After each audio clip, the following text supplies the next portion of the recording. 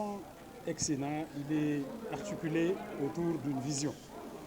Parce que quand on définit un plan stratégique, il est important de le structurer à partir d'une vision, donc qui consiste à devenir l'entité qui est en charge du nettoiement, bien sûr, mais dans le cadre d'une nouvelle vision reliée au développement de l'économie circulaire. Maintenant, dans la démarche stratégique, après la définition de cette vision, il a fallu définir ce qu'on appelle des axes stratégiques. Le premier axe stratégique, il a trait à la régulation et la réglementation. Parce qu'il faut savoir qu'on est dans un secteur qui souffre un peu de sa désorganisation. Il y a beaucoup d'entités qui interviennent et il n'y a pas un cadre juridique adapté. Il n'y a pas une loi d'orientation qui définit le fonctionnement et la gestion du secteur des déchets.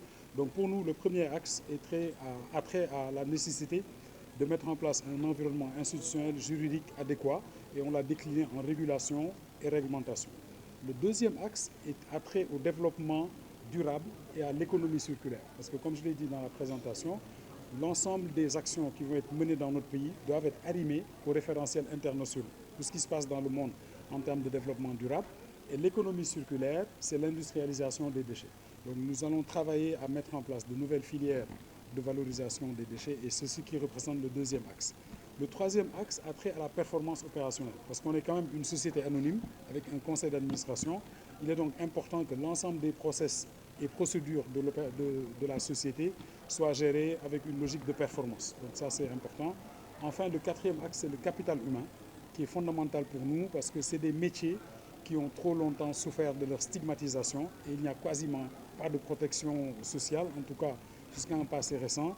Donc nous avons toute une stratégie de gestion de ressources humaines qui part du recrutement, la formation, la gestion de carrière, le plan de logement, le car-plan pour certaines catégories de personnes et la gestion aussi des salaires. Parce que maintenant, au moins, on a une grille de salaire qui permet de gérer les agents avec une quinzaine d'échelons. Donc vous pouvez rentrer à la société aujourd'hui comme balayeur de classe 1 et évoluer sous 10 catégories pendant tout le temps que vous resterez à cette position, nonobstant les possibilités de progression horizontale. Bon, il faut bien qu'on relativise la problématique de cette subvention. Aujourd'hui, nous recevons entre 30 et 40 milliards de subventions de l'État du Sénégal pour faire face aux services de nettoiement. Mais comme vous l'avez constaté il y a quelques jours, il y avait même un mouvement de grève des concessionnaires du nettoiement compte tenu de certains retards de paiement. Donc nous, le calcul qu'on a fait est basé sur deux hypothèses. Une première hypothèse, si nous voulons que le taux de collecte des ordures dans les déchets, qui aujourd'hui est de 38%, monte à 65%, donc un quasi-doublement du niveau d'accès des services de collecte au niveau des régions et un maintien de l'existant à Dakar, il faudra que le budget de l'UCG progresse pour atteindre un pic de 76 milliards en 2028. Mais on ne quitte pas 30 milliards pour aller directement à 76. On va aller à 50, 50 et quelques, 60, et le point d'atterrissage est de 76 milliards. Maintenant, si l'ambition est de monter le taux de collecte dans les régions à 100%, là, ça va chercher à 131 milliards. Mais ces chiffres n'ont rien à voir avec ce qui a été décliné comme budget d'investissement.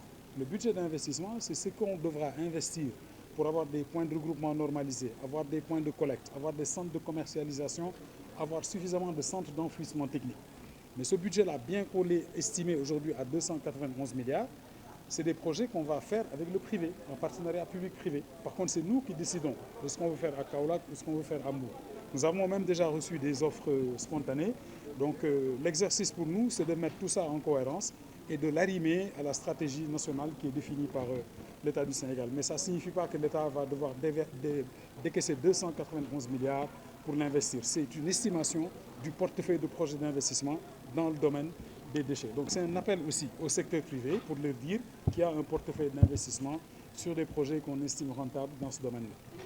Bon, vous savez, les concessionnaires, ce sont nos partenaires commerciaux. Donc il faut quand même comprendre et accepter que dans une relation commerciale, souvent, partout dans le monde, il y a des moments où on doit de l'argent. Donc ça, c'est rien de nouveau. Maintenant, il y a aussi des moments où quand on atteint des niveaux qui sont insupportables par le partenaire, il peut décider d'aller en grève, etc. Donc ce problème-là était là depuis quelques semaines.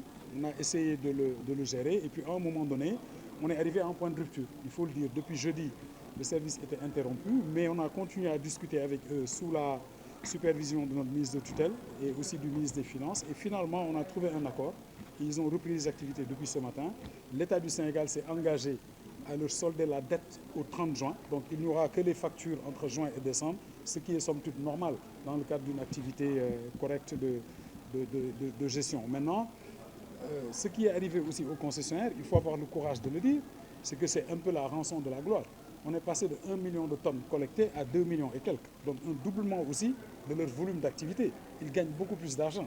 Donc naturellement que la facturation augmentant, comptablement, forcément, les encours aussi peuvent augmenter. Ça, il faut avoir le courage de le dire. En tout cas, le plan stratégique a pour objectif aussi d'aller vers la signature d'un contrat de performance avec l'État pour inscrire dans ce contrat nos engagements et ceux de l'État afin d'éviter que dans quelques années, on ait encore ces problèmes d'interruption en raison de contraintes de paiement.